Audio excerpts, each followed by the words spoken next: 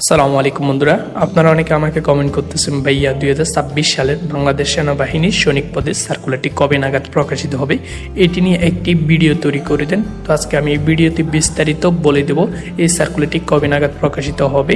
এখানে আপনারা আবেদন করতে আপনাদের শিক্ষাগত যোগ্যতা, শারীরিক যোগ্যতা, কি কি প্রয়োজন হবে সে বিষয়টি আলোচনা করব। আর আপনাদের মাঠের কার্যক্রম কেমন হবে সেই বিষয় নিয়ে আমি আলোচনা করব। আর শেষের দিকে বলে দেব আপনাদের মাঠে কি কি সমস্যা থাকলে আপনাদেরকে বাদ দিয়ে দিবে এবং সেই সমস্যাগুলো আপনারা কিভাবে সমাধান করবেন আমি শেষের দিকে বলে দেব। তো আশা করি আপনারা ধৈর্য সহকারে সম্পূর্ণ ভিডিওটি দেখবেন। তো বন্ধুরা, আর কথা না বাড়িয়ে ভিডিওটি শুরু করা যাক। প্রথমে আলোচনা করব আপনাদের শিক্ষাগত যোগ্যতা, শারীরিক যোগ্যতা এবং আর কি কি প্রয়োজন হবে সে বিষয়ে আলোচনা করব।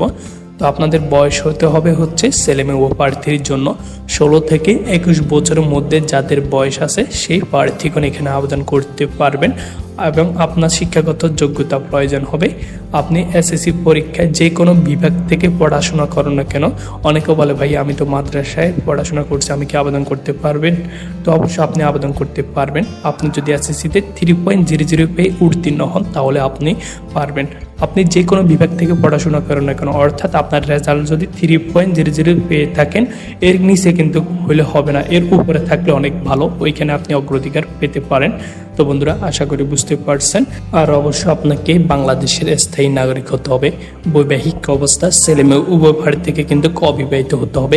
আপনাদের শারীরিক যোগ্যতা কি কি প্রয়োজন হবে ছেলেমেয়ে উভয় প্রার্থীর জন্য? পুরুষ প্রার্থীদের ক্ষেত্রে উচ্চতা প্রয়োজন হবে 5 ফিট 6 ইঞ্চি, মহিলা প্রার্থীদের ক্ষেত্রে উচ্চতা 5 ফিট 1 ইঞ্চি। পুরুষ প্রার্থীদের ক্ষেত্রে বুকের মাপ স্বাভাবিক অবস্থায় 32, আর যখন আপনি প্রসারিত করবেন তখন 34 ইঞ্চি হতে হবে। মহিলা প্রার্থীদের ক্ষেত্রে 28 এবং আপনি যখন প্রসারিত করবেন তখন 30 ইঞ্চি হতে হবে। ওজন, বয়স ও উচ্চতা অনুযায়ী আপনাদের এটি ডিপেন্ড করা হবে, মানে আপনার বয়স এবং উচ্চতা অনুযায়ী আপনার ওজনটা কিন্তু তারা মাপে। তো বন্ধুরা, আশা করি বুঝতে পারছেন। চোখের দৃষ্টি অবশ্যই 6/6 থাকতে হবে, এটা হচ্ছে ছেলেমেয়ে উভয় প্রার্থীর জন্য প্রযোজ্য। এরপরে হচ্ছে ছেলেমেয়ে উভয় প্রার্থীর ক্ষেত্রে সাঁতার জানতে হবে ন্যূনতম 500 মিটার। তো বন্ধুরা, আশা করি বুঝতে পারছেন। এইসব যোগ্যতা যদি থেকে থাকে তাহলে আপনি হতে পারবেন বাংলাদেশ সেনাবাহিনীর একজন গর্বিত সৈনিক। তো বন্ধুরা, আশা করি বুঝতে পারছেন। এখন হচ্ছে প্রার্থীর অযোগ্য। আপনাকে কেন অযোগ্য বলবে? আপনার যদি কোনো সরকারি বা আপনি যদি সরকারি চাকরি থেকে বরখাস্ত হন, আপনার যদি মামলা থাকে, আপনি যদি তালাকপ্রাপ্ত হন তাহলে কিন্তু আপনি এখানে আবেদন করতে পারবেন না। তো বন্ধুরা, আশা করি বুঝতে পারছেন। এখন হচ্ছে আপনাদের মাঠের কার্যক্রম কেমন হবে, আর আমি শেষের দিকে বলে দেব এই সার্কুলারটি কবে নাগাদ প্রকাশিত হবে। তো বন্ধুরা, আপনারা আশা করি ধৈর্য সহকারে সম্পূর্ণ ভিডিওটি দেখবেন। আপনি যখন বাংলাদেশ সেনাবাহিনীতে অ্যাপ্লাই করবেন, অ্যাপ্লাই করার সাথে সাথে আপনাকে একটি অ্যাডমিট কার্ড দিয়ে দিবে। ওই অ্যাডমিট কার্ডটি আপনি মাঠে যাওয়ার সময় এটি নিয়ে যেতে হবে।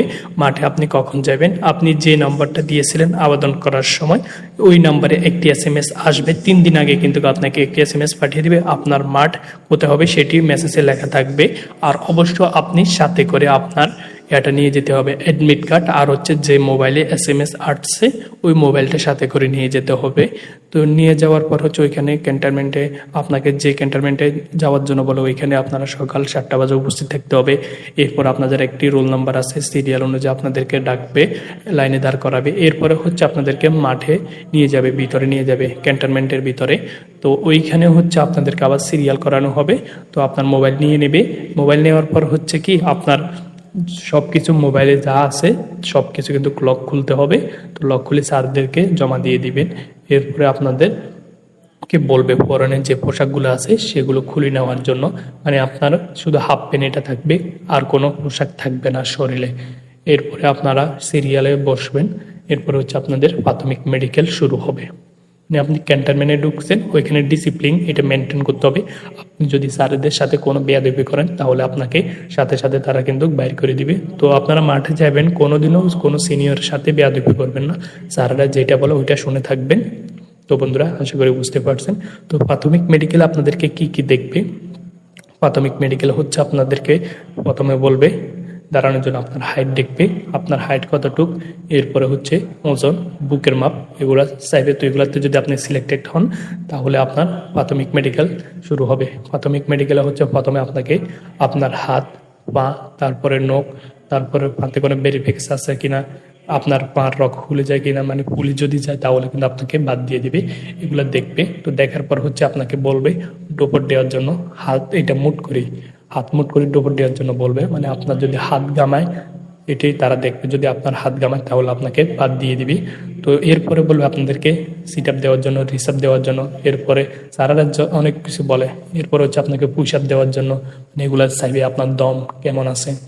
এরপরে এগুলো দেখার পর হচ্ছে কি আপনার কান চাবে, তারপরে দাঁত চাইবে। আপনার দাঁতে যদি কোনো সমস্যা থাকে, অতিরিক্ত কোনো যদি সমস্যা থাকে তাহলে কিন্তু আপনাকে বাদ দিয়ে দিবে। হাত পা, তারপরে হচ্ছে আপনার যদি হাঁটুর সাথে হাঁটু লেগে যায় এইটাও আপনাকে বলবে বিয়াকৃতি করার জন্য। এরপরে স্যারদের কাছে একটা স্কেল থেকে, স্কেল দিয়ে আপনাদের হাঁটুর সাথে হাঁটু লেগে যায় কিনা এটা দেখবে। তো যারা হাঁটুর সাথে হাঁটু লেগে যায় তাদের হচ্ছে সমাধান, আপনারা ঘুমাইবের সময় কোরবালিশ নিয়ে ঘুমাইবেন। আর একটি ব্যায়াম আছে, যদি চান আপনারা আমাকে বলেন, তাহলে আমি এই ব্যায়ামটি আপনাদেরকে প্র্যাকটিক্যালভাবে দেখিয়ে দিব। তো এটি যদি আপনারা নিয়মিত করেন তাহলে আপনাদের হাঁটুর সাথে হাঁটু আর জীবনও লাগবে না। তো বন্ধুরা আশা করি বুঝতে পারছেন। এরপরে হচ্ছে আপনাদের যাদের নাকের পলিপাস, এটা দেখবে যাদের নাকের পলিপাসের সমস্যা তাদেরকে বাদ দিয়ে দেয়। তো বন্ধুরা এটা হচ্ছে প্রাথমিক মেডিকেল। এটা করার পর হচ্ছে আপনাদেরকে আরেক জায়গায় নিয়ে যাবে। তো আপনারা যদি এসব এগুলোতে টিকে যান তারপর হচ্ছে কি আপনাদের আরেকটা ইভেন্ট শুরু হবে। ওইখানে হচ্ছে আবার আপনাদের এগুলো আরেক স্যার আসবে। তো আপনাদেরকে বলবে হা করার জন্য, আপনারা হা করবেন। এরপরে স্যাররা বলবে আপনাকে জোরে জোরে চিল্লানোর জন্য। তো স্যাররা যতক্ষণ বলবে জোরে জোরে চিল্লাবেন। এরপরে আপনাদেরকে সালাম দেওয়ার জন্য বলবে জোরে জোরে। স্যাররা যতক্ষণ বলবে ততক্ষণ আপনারা জোরে জোরে সালাম দিতে হবে। মানে আপনার ইয়া দেখবে আপনার কোনো হার্টবিটের সমস্যা আছে কিনা বা কোনো ইয়া আছে কিনা। যদি দুর্বলতা থাকে তাহলে আপনাকে তখনই বাদ দিয়ে দিবে। এমনি বাদ দিবে তো ওইটা আপনাদেরকে বলবে না, বলবে দেখি তুমি ওইখানে যে বসে থাকো, এরকমভাবে আপনাদেরকে বলবে। তো আপনি বলতে পারবেন আপনি সিলেক্টেড নাকি টিকছেন। এটি আপনি যখন কি আপনার একটার পর একটা ইভেন্ট শুরু হয়ে গেছে তো তখন বলবেন দেখি আপনি আস্তে আস্তে একটার পর একটা ইভেন্ট অতিক্রম করতেছেন। এরপরে আপনি এগুলোতে যদি টিকে যান তারপর হচ্ছে আপনার একটি চোখের পরীক্ষা হবে। চোখের পরীক্ষা হচ্ছে একটি বোর্ড দেওয়া থাকবে। তো বোর্ডে অক্ষর থাকবে, ইংরেজি বর্ণমালা এগুলো থাকবে, বিসি এগুলো থাকবে, ছোট হাতেরগুলো থাকবে, বড় হাতেরগুলো থাকবে। তো আপনার এক চোখ বন্ধ থাকবে, আরেক চোখ দিয়ে আপনি বলতে হবে। তো তখন যদি আপনি চোখের পরীক্ষা উত্তীর্ণ হন তারপর হচ্ছে আরেকটি বই থাকবে, ওইটা হচ্ছে চোখের পরীক্ষা। তো এগুলো আপনাকে বলবে এখানে কি আছে, এখানে কত সংখ্যা আছে, এখানে আবার অনেকগুলো আছে ফাঁকি থাকে বা বর্ণমালা থাকে, এই বিভিন্ন রকমের ইয়াগুলো থাকে। তো এগুলো যদি আপনি টিকে যান তারপর হচ্ছে আপনার চূড়ান্ত মেডিকেল। চূড়ান্ত মেডিকেলে আপনাদেরকে সব কিছু খুলে ফেলতে হবে। তো এগুলো হচ্ছে একটা এক্সট্রা রুম থাকে, ওইখানে আপনাদেরকে নিয়ে যাবে, ওইখানে আপনার যাবতীয় সব কিছু চেক করবে।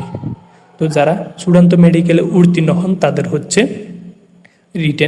রিটেনের পরে হচ্ছে আপনাদের বলবে, যারা রিটেন দিয়ে দেবে তাদের হচ্ছে ডোট, আপনাদেরকে 500 মিটার বা 800 মিটার এরকম ডোট দেওয়ার জন্য বলবে। এখানে মাঠ আছে, তো মাঠে আপনারা ডোট দিবেন। এরপরে যারা ডোটে উত্তীর্ণ হবেন তাদের হচ্ছে সাঁতার।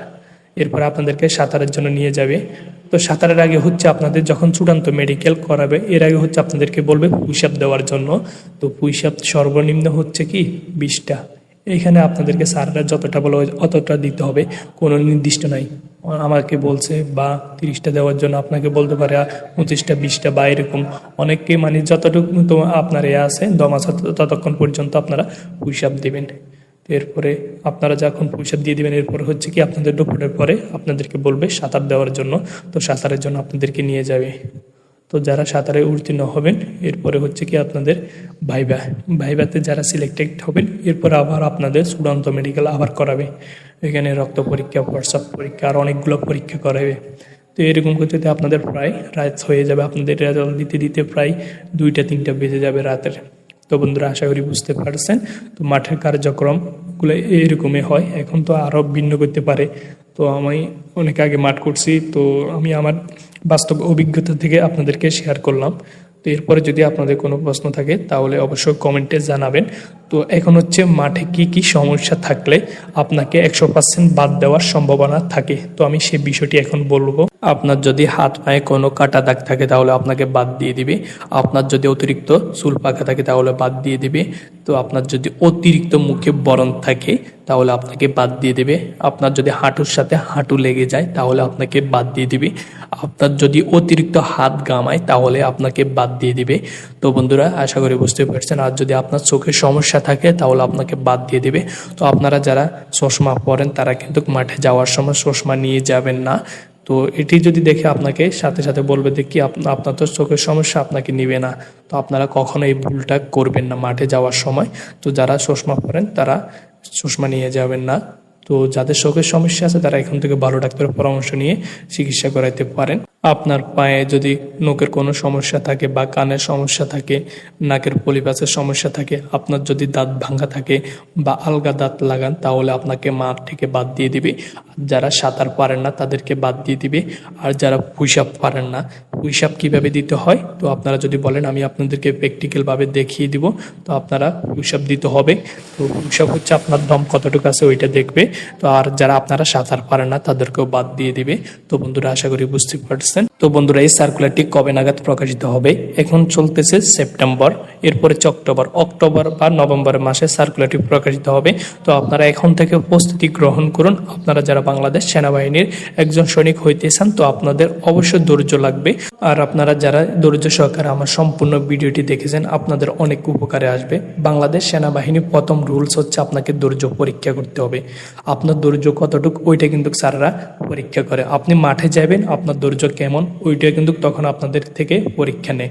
আপনাদেরকে বলবে এখানে বসে থাকার জন্য। তো আমি সকাল 7টা বাজে ক্যান্টনমেন্টে প্রবেশ করি, বিকাল 5টা পর্যন্ত ওইখানে ছিলাম।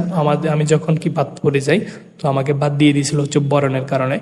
তো ওইখানে আমাদেরকে এক জায়গায় বসে রাখছে। তো অর্থাৎ আপনি মাঠে যাবেন, ডিসিপ্লিন এটা মেনটেন করতে হবে।